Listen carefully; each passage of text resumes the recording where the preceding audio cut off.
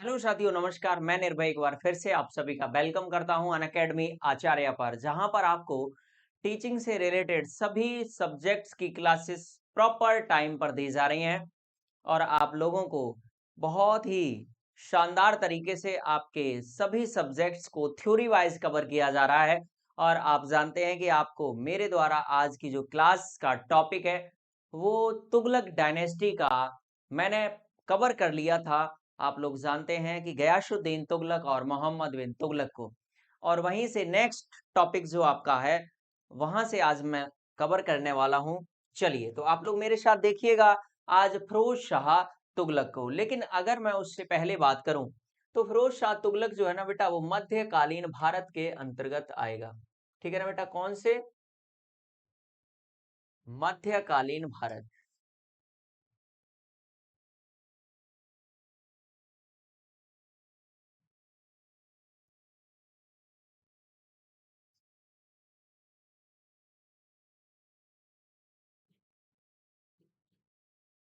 मध्यकालीन भारत। और मध्यकालीन भारत में आप लोग जानते हैं, अगर मैं समय की बात करूंगा तो 712 से 1707। ठीक है ना। अब मध्यकालीन भारत में आप जब भी पढ़ेंगे दिल्ली सल्तनत, तो दिल्ली सल्तनत का ही एक डायनेस्टी जो है वो 1206 से लेकर के बेटा 1526 तक का ड्यूरेशन है। लेकिन इसी का एक डायनेस्टी जो रहेगा वो है तुगलक वंश। ठीक है ना बेटा, कौन सा रहेगा? तुगलक वंश। ठीक है ना, तुगलक डायनेस्टी। ठीक है ना। अब तुगलक डायनेस्टी का जो ड्यूरेशन है वो सभी लोग जानते हैं बेटा, 1320 से लेकर के 1414 तक रहेगा। ठीक है ना। अब इसमें जो आज हम लोग पढ़ने वाले हैं वो पढ़ने वाले हैं बेटा किसको? फिरोज शाह, फिरोज शाह तुगलक। सभी लोग जानते हैं कि फिरोज शाह तुगलक का ड्यूरेशन बेटा कितना है? 1351 से 1388 तक। 1351 से लेकर के 1388 तक। ठीक है ना। अगर मैं आपसे बात करूं कि बेटा जो आपका फिरोज शाह तुगलक है ये कौन था, ये बेटा ध्यान रखना, फिरोज शाह तुगलक मोहम्मद बिन तुगलक का चचेरा भाई था। जब वो थट्टा या सिंध में मरा मोहम्मद बिन तुगलक, तो थट्टा के विद्रोह में जब मोहम्मद बिन तुगलक की डेथ हुई उस समय फिरोज शाह तुगलक को वो अपनी रिस्पॉन्सिबिलिटी साम्राज्य सौंप करके गया था। वहां पर इसने अपने जिम्मेदारी किसको दे दी थी? फिरोज शाह तुगलक को दे दी थी। अगर बात करें बेटा, ये सबसे ज्यादा काइंड हार्ट शासक हुआ है, यानी कि ये परोपकारी शासक था। कैसा था बेटा? ये बहुत ज्यादा परोपकारी था। ये ध्यान रखना बेटा, परोपकारी था, काइंड हार्ट था। ठीक है ना। परोपकारी सुल्तान अगर आपसे बात करें किसे कहा गया, तो परोपकारी सुल्तान कहा गया किसको? फिरोज शाह तुगलक को। ठीक है ना बेटा। अगर बात करें अकबर ऑफ सल्तनत पीरियड, इसको और क्या कहा गया? तो ध्यान रखना बेटा, ये सल्तनत काल का, इसको सल्तनत काल का अकबर कहा गया। क्या कहा गया बेटा? सल्तनत काल का अकबर कहा गया। ठीक है ना। इसको क्या कहा गया बेटा? सल्तनत काल का अकबर कहा गया। किसको? फिरोज शाह तुगलक को क्या कहा गया बेटा? सल्तनत काल का अकबर कहा गया। अगर मैं बात करूं कि फिरोज शाह तुगलक का कंपैरिजन, अगर बात करेंगे बेटा इसका कंपैरिजन जो है वो भारतीय इतिहास में राजनीतिक स्तर पर, अगर आपसे पूछा जाए कि इसका राजनीतिक तौर पर हम इसको किसके बराबर मानते हैं, तो ध्यान रखना इसका राजनीतिक जो तुलना कंपैरिजन की गई है तो इसकी बेटा राजनीतिक तुलना अकबर से की गई है। किससे की गई है? अकबर से की गई है। राजनीतिक तौर पर ये अकबर के बराबर इसको मान्यता मिली है। कहा गया है कि अकबर जैसे कार्य राजनीतिक स्तर पर क्या किसने किए हैं? तो फिरोज शाह तुगलक ने किए हैं। अगर मैं आपसे बात करूं बेटा कि धार्मिक कट्टरता जो इसके अंदर थी, धार्मिक कट्टरता, ठीक है ना बेटा, तो धार्मिक कट्टरता में इसकी तुलना किससे की गई है, यानी कि धर्म के मामले में ये किसके जैसा जाना गया? तो ध्यान रखना, जब इतिहासकारों ने फिरोज शाह तुगलक के बारे में पढ़ा तो इसकी तुलना की किससे? इसकी तुलना की बेटा औरंगजेब से। कहा कि औरंगजेब से भी ज्यादा कट्टर, औरंगजेब जैसी कट्टरता जो थी वो किसके अंदर थी? फिरोज शाह तुगलक के। बात क्लियर है? यानी कि फिरोज शाह तुगलक की तुलना धार्मिक स्तर पर औरंगजेब से बेटा और राजनीतिक तुलना अकबर से की गई है। बात क्लियर है बेटा? हाँ या ना बताइए एक बार फटाफट से। सभी साथी कमेंट सेशन में आ जाएंगे और बताएंगे। इतनी बात आपको क्लियर है तो एक बार फटाफट से सभी साथी स्क्रीनशॉट लीजिएगा और आगे बढ़ेंगे। 6 सिटी फाउंडेड, ही फाउंडेड 6 सिटी। इसके द्वारा बेटा 6 शहरों का क्या किया गया है? निर्माण किया गया है। 6 शहर इसके द्वारा बसाए गए। तो लिखो ही फाउंडेड, ही फाउंडेड 6 सिटी। ठीक है ना बेटा? इसके द्वारा 6 शहरों को बसाया गया। एक एक को आप लोग मेरे साथ देखिएगा। सबसे पहले अगर मैं बात करूं, आज आप याद कर लेना एक एक को बेटा। हिसार, हिसार, हिसार बेटा कहां पे है बताइएगा। सभी लोग कमेंट करके बताएंगे। हिसार जो है बेटा वो कहां पे है? हरियाणा में है। कहां पे है बेटा? ये हरियाणा में है हिसार। ठीक है ना?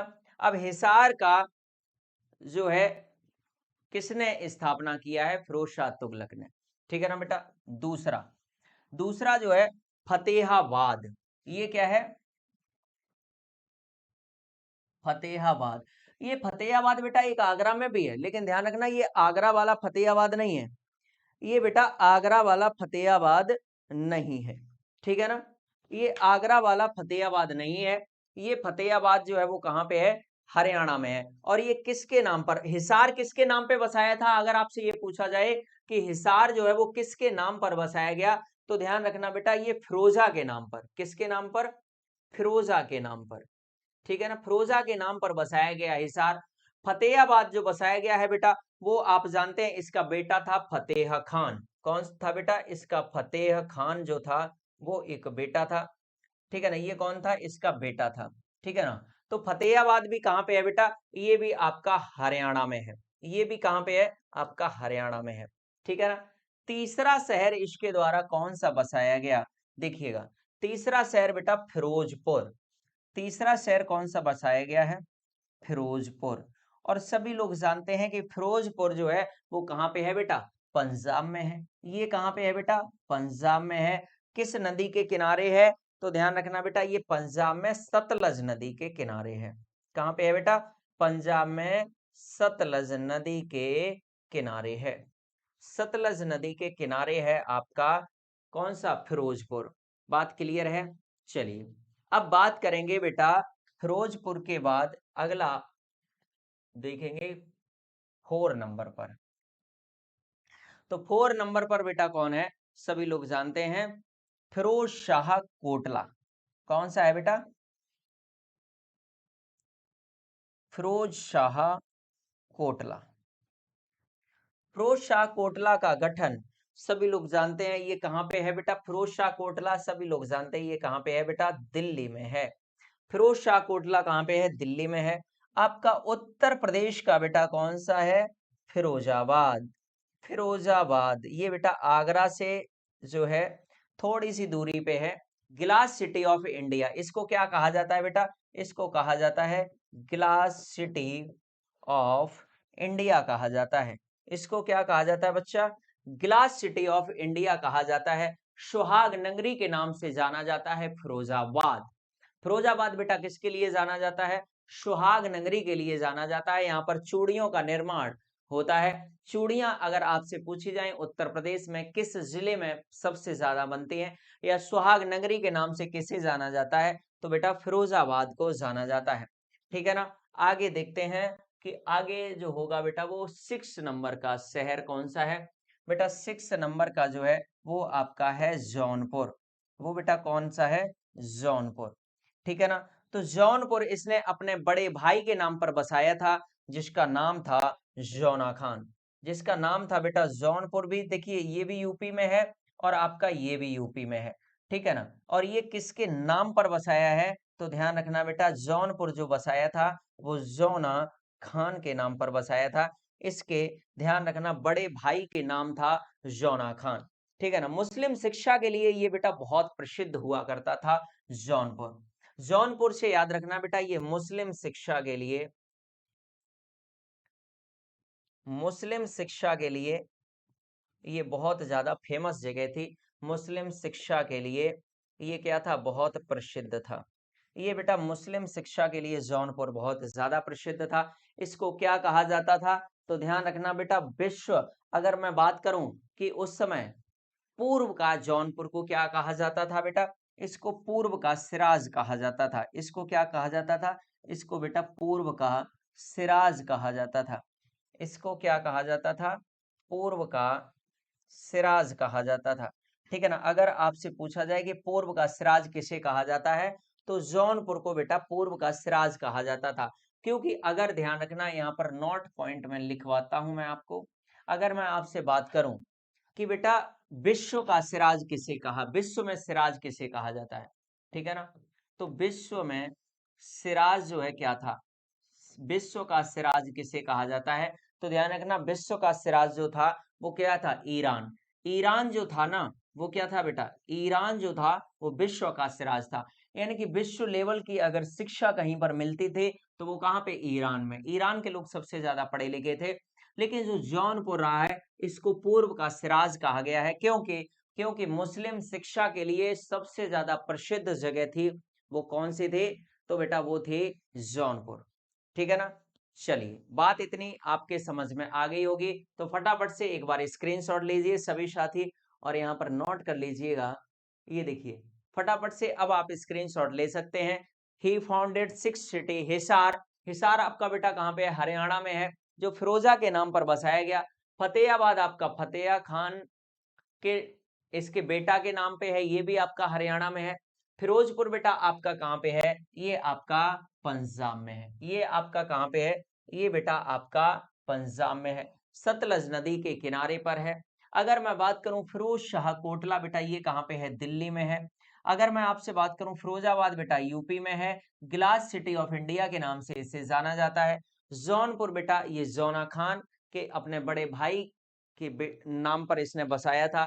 इसको सिराज कहा जाता था, पूर्व का सिराज। मुस्लिम शिक्षा के लिए ये सबसे ज्यादा फेमस जगह थी। पूर्व का सिराज कहा गया है जौनपुर को। आज की डेट में भी पूर्वांचल से सबसे ज्यादा बच्चे पढ़े लिखे होते हैं, ये ऐसा माना जाता है, ठीक है ना। तो पूर्व का सिराज, लेकिन विश्व का सिराज किसे कहा जाता था, ईरान को कहा जाता था।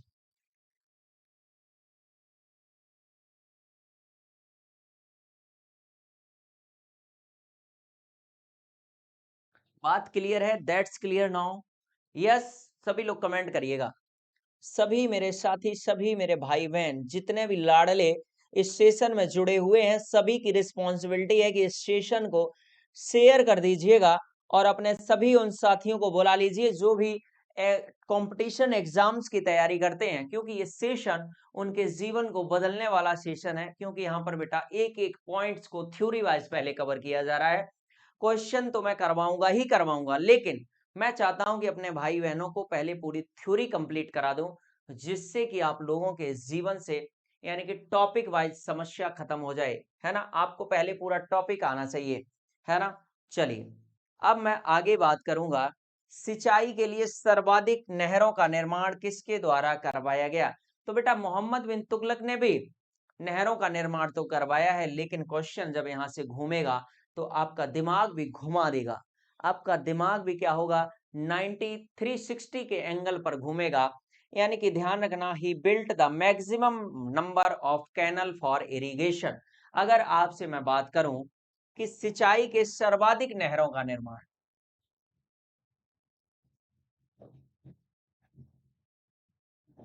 सिंचाई के लिए सर्वाधिक नहरों का निर्माण, बेटा सिंचाई के लिए ध्यान रखना, he built the,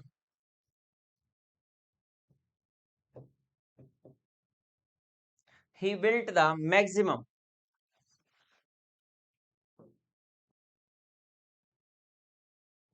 maximum number of canals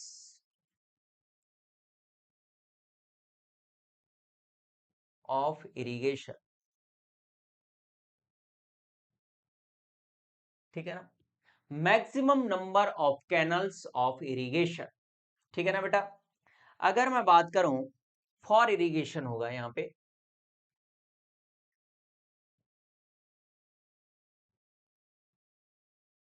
for irrigation सिंचाई के लिए सर्वाधिक नहरों का निर्माण किसके द्वारा करवाया गया बेटा? तो सिंचाई के लिए सर्वाधिक नहरों का निर्माण करवाने वाला कौन था? ध्यान रखना बेटा, फिरोज शाह तुगलक। अब लिखेंगे he built a canals, he built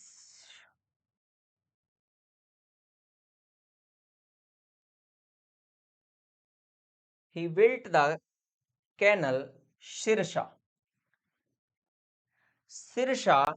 and planted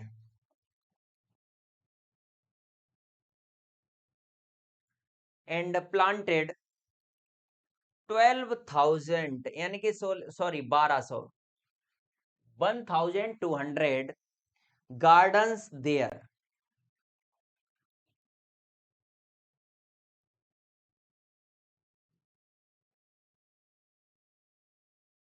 देखेंगे सिरसा में एक नहर का निर्माण करवाया,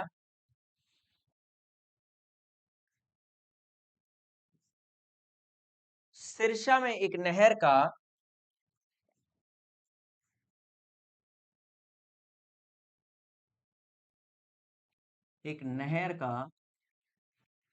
निर्माण करवाया और वहां 1200 बगीचे लगवाए, और वहां 1200 बगीचे लगवाए, ठीक है ना। अगर आपसे पूछा जाए सिरसा में एक नहर का निर्माण किसने करवाया था बेटा? तो फिरोज शाह तुगलक ने करवाया था, ठीक है ना। फिरोज शाह तुगलक ने सिरसा में एक नहर का निर्माण करवाया और वहां पर कितने बगीचे लगवाए हैं बेटा? 1200 बगीचे लगवाए थे। किसके द्वारा? तो सभी लोग जानते हैं बेटा किसके द्वारा ये 1200 बगीचे लगे हैं? ये फिरोज शाह तुगलक के द्वारा लगे हैं, ठीक है ना। चलिए अब ध्यान रखेंगे, Firoz Shah destroyed Jagannath temple in Orissa. Firoz Shah Tughlaq के द्वारा, ध्यान रखना बेटा, फिरोज शाह तुगलक के द्वारा, बहुत ही महत्वपूर्ण ये क्वेश्चन बनता है आपके पेपर में, इसने उड़ीसा के जगन्नाथ मंदिर को नष्ट करवाया।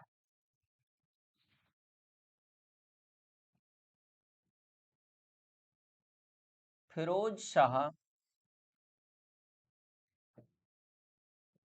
तुगलक ने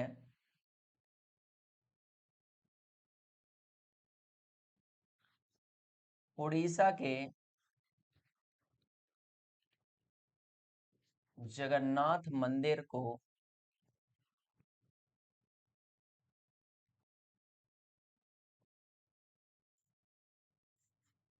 नष्ट करवाया, ठीक है ना बेटा। Firoz Shah destroyed Jagannath temple in Orissa,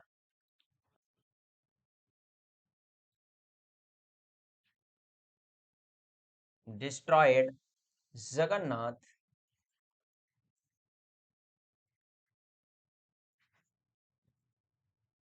in Orissa,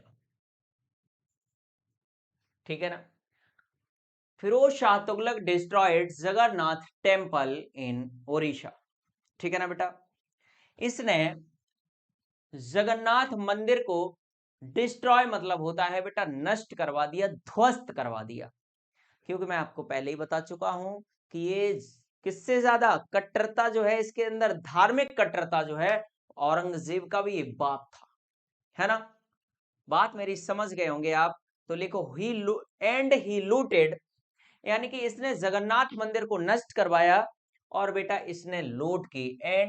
he looted and he looted Jwalamukhi temple, and he looted ज्वालामुखी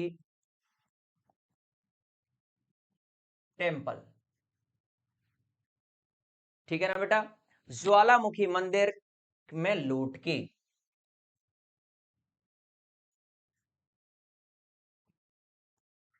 ज्वालामुखी मंदिर में क्या की बेटा, लूट की। ठीक है ना। अब मैं आपसे बात करूं कि जब इसने उड़ीसा के जगन्नाथ मंदिर को नष्ट करवाया, और ध्यान रखना बेटा ज्वालामुखी मंदिर की इसने लूट की। Firoz Shah Tughlaq destroyed Jagannath temple in Orissa and he looted Jwalamukhi temple. But Jwalamukhi temple बेटा कहां पर है बताइए, सभी लोग कमेंट में एक बार छाप दीजिएगा कि ज्वालामुखी मंदिर कहां पर है। मेरे सभी प्यारे लाडलो, आप सभी लोग कमेंट करके बताइए कि ज्वालामुखी मंदिर कहां पर है।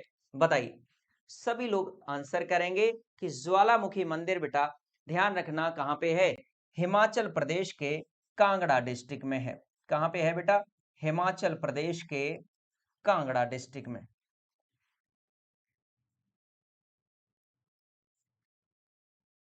हिमाचल प्रदेश के कांगड़ा जिले में है आपका ज्वालामुखी मंदिर। संस्कृत के पुराने दस्तावेजों को यहां पर इसने क्या करवाया था बेटा, नष्ट करवाया था। नोट पॉइंट करके लिखेंगे मेरे सभी साथी, संस्कृत के पुराने दस्तावेजों को क्या करवाया था, नष्ट करवाया था। संस्कृत के पुराने दस्तावेजों को क्या करवाया बेटा, नष्ट कराया। ठीक है ना। यानी कि जो संस्कृत के पुराने दस्तावेज थे वो यहां से इसने क्या किया बेटा, नष्ट करवा दिए। ठीक है ना। अब यहां पर जो सबसे ज्यादा महत्वपूर्ण अगला पॉइंट आएगा वो आपको पेपर में बहुत ज्यादा महत्वपूर्ण हो जाएगा। अब देखिएगा, फटाफट से इतना स्क्रीनशॉट लेंगे फिर मैं आगे चलूंगा। सभी साथियों से मेरा आग्रह है कि एक बार स्क्रीनशॉट लीजिएगा, मैं हट के साइड से हो रहा हूं, फिर आगे चलते हैं। चलिए मेरे लाडलो, आगे चलते हैं, आगे देखते हैं आज की कहानी का आगे का क्या होगा point.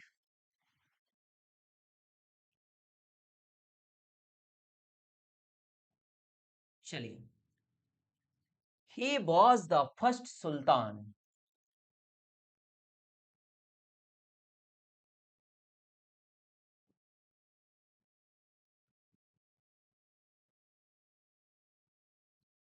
He was the first Sultan who prohibited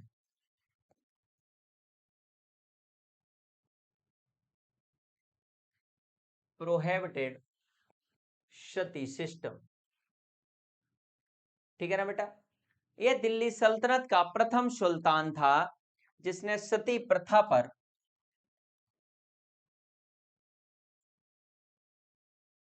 ध्यान रखना बेटा मैं आपको बता चुका था, सती प्रथा पर प्रतिबंध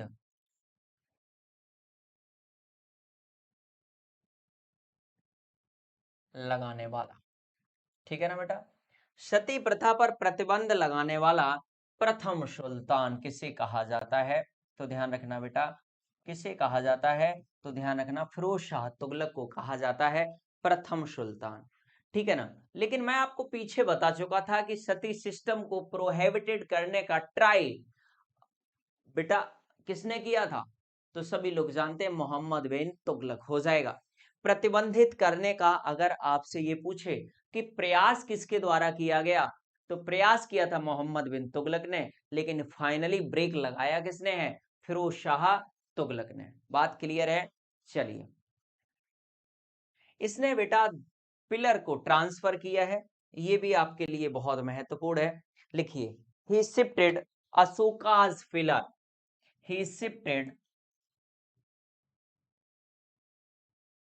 he shifted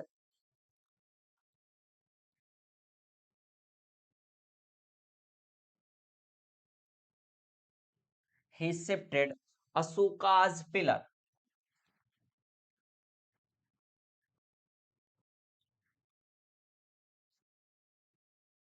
ठीक है ना, he shifted Ashoka's pillar। ठीक है ना बेटा, इसने क्या किया है, सभी लोग जानते हैं दो पिलर को स्थानांतरित किया। ठीक है ना, जो अशोक के दो पिलर थे इनको बेटा इसने ट्रांसफर किया। सभी लोग जानते हैं, फर्स्ट इज टोपरा पिलर और दूसरा था बेटा, आप लोग जानते हैं, मेरठ।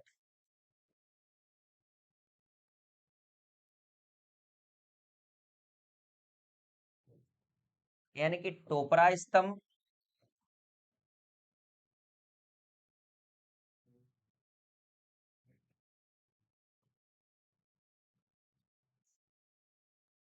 टोपरा स्तंभ और दूसरा था बेटा कौन सा, आप लोग जानते हैं, मेरठ स्तंभ।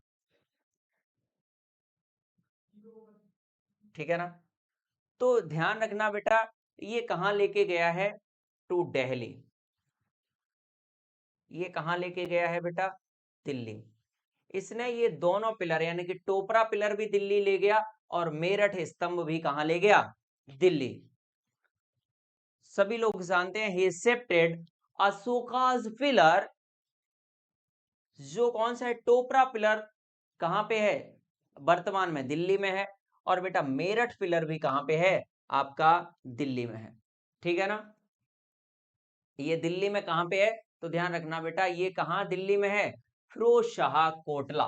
कहां पे है बेटा, फिरोज शाह कोटला में है, फिरोज शाह कोटला। That's clear. सभी लोग एक बार कमेंट करके बताएंगे क्लियर है। अब देखते हैं इसके महत्वपूर्ण, इसने जनता के लिए क्या किया। ये तो सब क्या है, ये तो इसके द्वारा की गई क्या है बेटा, सती सिस्टम को प्रोहिबिटेड कर दिया, बंद कर दिया, दो पिलरों को स्थानांतरित कर दिया। फटाफट से स्क्रीनशॉट लेंगे और आगे बढ़ जाएंगे नेक्स्ट पॉइंट के तरफ। इसने अपनी जनता की आर्थिक मदद के लिए एक विभाग की स्थापना की। He founded a department to,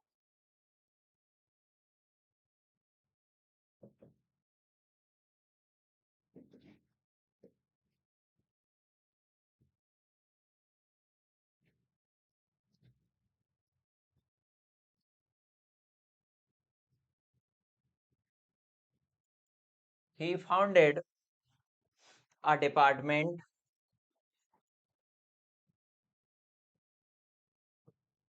he founded a department to give economic help,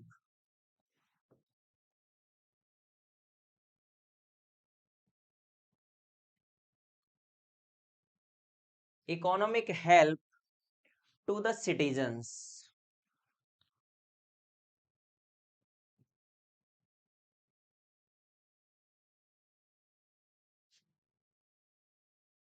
ठीक है ना। लिखिएगा, जनता का आर्थिक मदद के लिए, जनता की आर्थिक मदद के लिए एक विभाग की स्थापना की।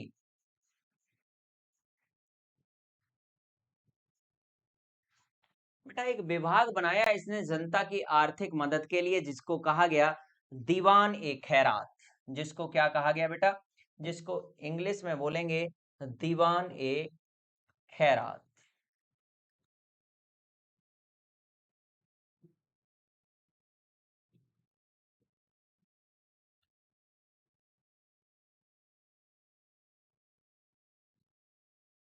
इसे क्या कहा गया बेटा, दीवान ए खैरात कहा गया।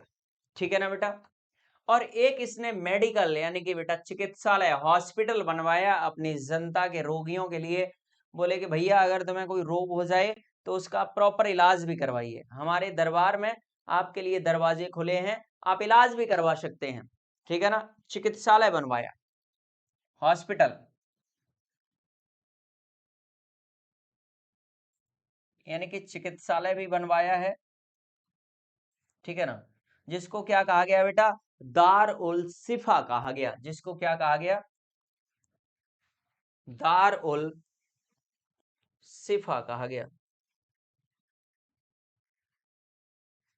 ठीक है ना। दार उल सिफा, ध्यान रखना बेटा, अपनी जनता की मदद करने के लिए आर्थिक रूप से यानी कि पैसा दिया। बोले कि भैया तुम्हें अगर जरूरत है पैसे की तो ले जाइए दीवाने खैरात से, है ना, खैरात बांटने लगा। और चिकित्सालय बनवा दिया, हॉस्पिटल। अगर आपको कोई बीमारी है तो आप जाकर के दार उल सिफा में जाकर के अपना ट्रीटमेंट, इलाज भी करवा सकते हैं, वो भी एकदम फ्री ऑफ कॉस्ट, ठीक है ना। ही appointed, he applied 4 taxes in his ruling period. इसने बेटा अपने रूलिंग पीरियड में, फटाफट से इसका स्क्रीनशॉट लीजिए, फिर इसके द्वारा लगाए गए जो अप्लाई किए गए 4 टैक्सेस हैं उनकी हम जिक्र करते हैं। चलिए, he applied 4 taxes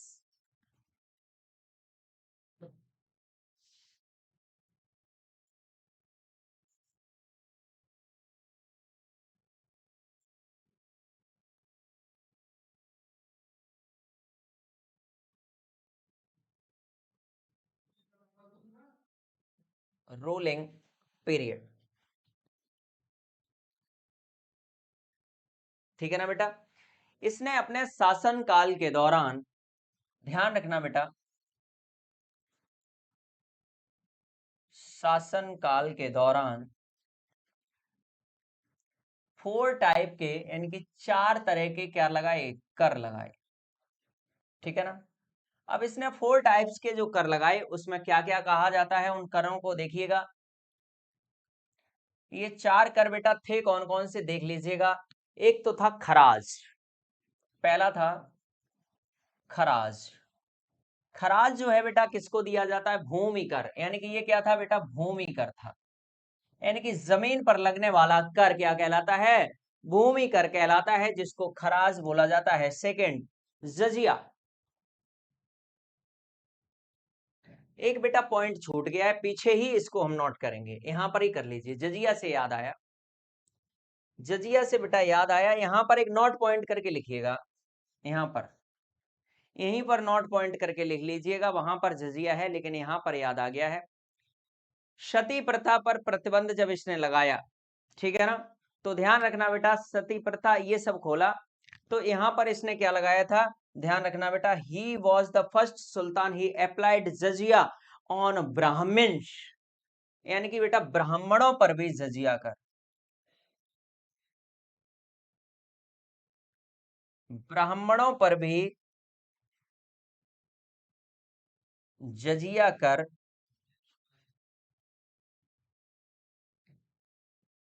लगाने वाला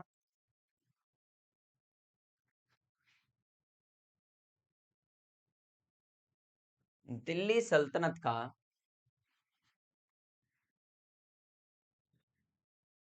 प्रथम सुल्तान था, ठीक है ना बेटा। He was the first Sultan of Delhi Sultanate who applied jizya on Brahmins as well as, बात क्लियर है बेटा। He was the first Sultan of Delhi Sultanate who applied jizya on Brahmins as well as, ब्राह्मणों पर भी जजिया कर लगाया, क्योंकि मैंने आपको बताया था कि जजिया कर लगाने वाला प्रथम मुसलमान कौन है, मोहम्मद बिन कासिम है। और मोहम्मद बिन कासिम जो है बेटा, वो जजिया कर नहीं लगाएगा, किस पर, ब्राह्मण्स पर, विडोज पर और डिसेबल्स पर, विकलांग, विधवा और ब्राह्मणों को भी छोड़ देगा। लेकिन मैंने आपको जब बताया था, मोहम्मद बिन कासिम के बारे में पढ़ाया था, तो कि जजिया कर नहीं लगाया, लेकिन जजिया कर बेटा लगा देगा ब्राह्मणों पर भी, कौन, फिरोज शाह तुगलक। बात क्लियर है। चलिए, तो आगे बढ़ जाते हैं, वहीं पर आ जाएंगे। स्क्रीनशॉट एक बार बेटा इसका भी ले लीजिएगा आप लोग, इसका स्क्रीनशॉट ले लिए और आगे चलते हैं कि इसके द्वारा अप्लाई किए गए 4 टाइप के टैक्सेस, जिसमें दूसरे नंबर पर आ जाएगा जजिया। यानी कि जजिया कर लगाया गया जो बेटा क्या था, गैर मुसलमानों पर। किस पर था, गैर मुसलमानों पर, यानी कि कह सकते हैं काफिरों पर लगता था ये। यानी कि हमारे भारत में तो कौन रहते थे, सबके सब गैर मुसलमान रहते थे, काफिर रहते थे। हमारे देश को क्या कहा जाता था, काफिरों का देश कहा जाता था। और जो काफिरों का नाश करता है उसको क्या कहा जाता है बेटा, उसको गाजी कहा जाता है। यानी कि ये सब गाजी की उपाधि धारण करेंगे, काफिरों का नाश करने वाला गाजी कहा जाएगा, है ना। तो गैर मुसलमान, नॉन मुस्लिम्स पर जो टैक्स पे करना होता था वो जजिया कहा जाता था। और बेटा 3 टाइप्स का था खुम्स। कौन सा था बेटा, खुम्स। खुम्स क्या होता है, सभी लोग जानते हैं, ये युद्ध में लूटा गया माल होता था। ये क्या होता था बेटा, युद्ध में, जब वॉर होता था, युद्ध में लूटा गया माल, यानी कि माल की यहां पर क्या होती थी बेटा, लूट हो जाती थी, है ना। और बेटा फोर्थ टाइप का जो टैक्स था वो था जक़ात। जक़ात कौन देता था बेटा, ये मुसलमान व्यक्ति देते थे, है ना। वैसे जक़ात तो होता है कि एक मुसलमान व्यक्ति अपने आमदनी जो भी करता है एक वर्ष में, और उस आमदनी को 1/40%, यानी कि अगर आपने राइट हैंड से दान किया है, आपके लेफ्ट हैंड को भी पता ना चले, तो वो क्या है बेटा, वो आपका है जक़ात। ठीक है ना। तो जक़ात देते थे मुसलमान। युद्ध भूमि में लूट लिया गया माल जो है वो खुम्स है, और बेटा जो गैर मुसलमान व्यक्ति दे रहा है वो जजिया है, और बेटा जो भूमि यानी कि आपके जमीन पर जो टैक्स पे आप कर रहे हैं उसको आप खराज कहेंगे। ठीक है ना बेटा, आपको इतनी बात मेरी समझ में आ गई होगी। तो फिर हम आगे चलेंगे इसकी कहानी में और आगे बढ़ते हैं। चलिए, इसने कुतुब मीनार के मंजिल का पुनर्निर्माण करवाया बेटा। इसने कुतुब मीनार की ऊपरी मंजिल,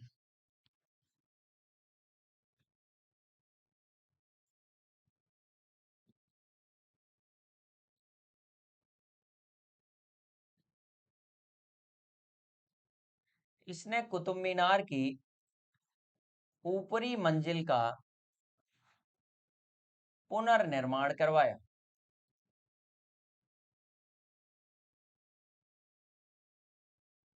ठीक है ना बेटा, यानी कि कुतुब मीनार का निर्माण बेटा स्टार्ट तो किसने करवाया था बताइएगा। सभी लोग हमने आपको पढ़ा दिया है कि 1199 में, 1199 में कुतुबुद्दीन ऐबक के द्वारा कुतुब मीनार का निर्माण प्रारंभ करवाया गया था, लेकिन इसका कंस्ट्रक्शन कंप्लीट किसने करवाया है, 1229 में बेटा किसने करवाया है, इल्तुतमिश के द्वारा। ठीक है ना। अब इसके आखिरी मंजिल का जीर्णोद्धार किसके द्वारा करवाया गया, फिरोज शाह तुगलक के द्वारा करवाया गया। ठीक है ना बेटा।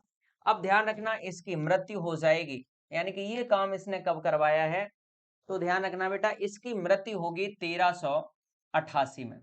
ठीक है ना, 1388 में ये सब काम करके इसकी फाइनली मृत्यु हो जाएगी। और इसके मृत्यु होने के बाद इसका टॉम्ब जो है वो कुतुब मीनार परमाइसिस में है, कुतुब मीनार परिसर में ही इसका मकबरा है। लेकिन 1388 से लेकर के मैं अगर बात करूंगा बेटा 1394 तक, ठीक है ना, यहाँ पर आएंगे 5 अयोग्य शासक। कौन आएंगे बेटा, 5 अयोग्य शासक। ठीक है ना, 5 अयोग्य शासक बेटा आएंगे यहाँ पर। ठीक है ना। अब the last Sultan of Tughlaq dynasty, अगर आपसे पूछा जाए कि तुगलक वंश का अंतिम शासक कौन होगा, तुगलक वंश का बेटा अंतिम शासक कौन होगा, तो ध्यान रखना बेटा कौन होगा, नसीरुद्दीन महमूद। कौन होगा बेटा, नसीरुद्दीन महमूद। ठीक है ना, नसीरुद्दीन महमूद जो है वो तुगलक वंश का, अगर आपसे पूछा जाए कि अंतिम शासक कौन है, तो ध्यान रखना बेटा अंतिम नसीरुद्दीन महमूद, और फर्स्ट कौन है, गयासुद्दीन तुगलक। ठीक है ना, बात क्लियर है। इसका टाइम पीरियड कितना रहेगा, 1394 से लेकर के बेटा 1414 तक। ठीक है ना। अब यहाँ पे क्या होगा, सभी लोग जानते हैं नसीरुद्दीन महमूद के शासन काल में एक व्यक्ति की भारत में एंट्री होती है, सभी लोग जानते हैं खिज्र खां। ठीक है ना, ये एक पंजाब के कबीले का सरदार था, खिज्र खां। ठीक है ना, क्योंकि नसीरुद्दीन महमूद से पहले 5 अयोग्य शासक आ गए थे, किसके बाद, सभी लोग जानते हैं फिरोज शाह तुगलक की मृत्यु के बाद दिल्ली सल्तनत में तुगलक डायनेस्टी में 5 अयोग्य शासकों का आना हुआ, और इसका लास्ट सुल्तान हो गया नसीरुद्दीन महमूद, जिसका ड्यूरेशन रहा 1394 से 1414 तक। ठीक है ना, इसी के शासन काल में आक्रमण होगा एक नए व्यक्ति के द्वारा जिसका नाम है खिज्र खां। ठीक है ना, अब खिज्र खां की मदद जो कर रहा था वो कौन कर रहा था, सिया डायनेस्टी का एक व्यक्ति, यानी कि सिया वंश के शासक जो थे वो मदद कर रहे थे किसकी, खिज्र खां की। ठीक है ना। और ये आया कहां से था, ये समरकंद से आया था। समरकंद जगह बेटा कहां पे है, उज्बेकिस्तान में है। उज्बेकिस्तान के समरकंद से भारत में एंट्री की थी खिज्र खान ने, ठीक है ना। अब यहां पर 1398 में 1398 एडी इन्वेजन ऑफ तैमूर, यहां पर बेटा हो जाएगा इन्वेजन ऑफ तैमूर, ठीक है ना बेटा। यहां पर होगा तैमूर का आक्रमण, ठीक है ना। अब तैमूर किस उद्देश्य से आएगा, ये उत्तर भारत पर आएगा कब्जा करने के लिए, ठीक है ना बेटा। ये नॉर्थ इंडिया में तैमूर जो आएगा वो किस लिए आएगा, ये उत्तर भारत में कब्जा करने के, ठीक है ना। अब आप जानते हैं तैमूर के पुत्र का नाम क्या है, सभी लोग जानते हैं कि बेटा तैमूर जो है वो कैटरीना कैफ के लड़के का नाम है, और शाहरुख खान को तो आप लोग जानते ही हैं, तो दोनों ही याद रख सकते हैं कि तैमूर के पुत्र का नाम क्या था बेटा, शाहरुख, ठीक है ना। तैमूर के पुत्र का नाम क्या है, शाहरुख, ठीक है ना। तो ये समरकंद के उज्बेकिस्तान में एक मंत्री हुआ करता था, ठीक है ना।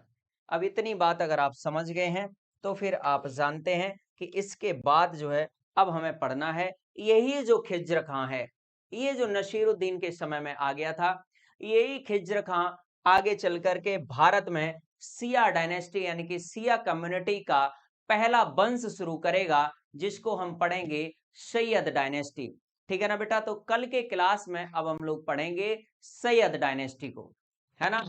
तो सैयद डायनेस्टी अब आपका आगे चलेगा, यानी कि ये तुगलक डायनेस्टी हो जाएगा क्या, खत्म, ठीक है ना। तो आपने तुगलक डायनेस्टी में किसको पढ़ा है, आपने पढ़ा गयासुद्दीन तुगलक, मोहम्मद बिन तुगलक और फिरोज शाह तुगलक को, जो औरंगजेब जैसी कट्टरता, यानी कि इसकी तुलना कट्टरता, धार्मिक कट्टरता जो इसके अंदर थी वो कैसी थी, औरंगजेब जैसी थी। और इसका राजनीतिक कैरियर में अगर बात करेंगे कंपैरिजन किससे किया गया है, अकबर से किया गया। अकबर महान के जैसे गुण राजनीतिक स्तर पर थे, और धर्म के मामले में ये औरंगजेब का भी बाप हुआ करता था, ठीक है ना। तो अब आपसे मैं विदा लेना चाहूंगा। आज का सेशन सभी लोग ऑफलाइन कमेंट करके बताना कि कैसा लगा, और मैं आपसे कल फिर मुलाकात करूंगा अगले टॉपिक के साथ। तो सभी लोग हंसते रहिए, मुस्कुराते रहिए, पढ़ते रहिए, और अपनी क्लासेस को कंटिन्यू रेगुलर लीजिए। सभी लोगों का इस क्लास में आने के लिए आभार, आपका दिल से धन्यवाद। All the best, bye bye, शब्बा खैर, to take care yourself, ख्याल रखिए अपना और अपने माता पिता का। आपको और आपके माता पिता को मेरा प्रणाम, thank you so much, have a nice day.